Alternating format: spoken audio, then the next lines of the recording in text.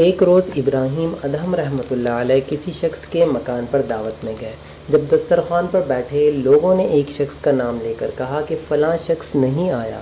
ایک آدمی نے کہا کہ وہ بھاری ہے، یعنی موٹا ہے، جس کی وجہ سے اسے آنے میں دیر ہو جاتی ہے۔ جب ابراہیم ادہم رحمۃ اللہ علیہ نے یہ غیبت سنی، یعنی یہ الفاظ سنے، تو اٹھ کر چلے گئے اور اپنے نفس سے کہنے لگے کہ تیری وجہ سے غیبت سننی پڑی، کیونکہ اگر تجھے بھوک نہ ہوتی تو دعوت میں جانے اور غیبت سننے کی نوبت نہ آتی۔ اس کے بعد 3 روز تک کھانا نہیں کھایا اور اپنے نفس کو خوب ستایا۔ معزز سامعین کرام، آج ہمارا کیا حال ہے، ہمارے اسلاف کا کیا حال تھا؟ معزز سامعین کرام، امید کرتا ہوں آپ کو آج کا موضوع پسند آیا ہوگا۔ اللہ مجھے بھی غیبت سے بچائے، آپ کو بھی بچائے۔ السلام علیکم ورحمۃ اللہ وبرکاتہ۔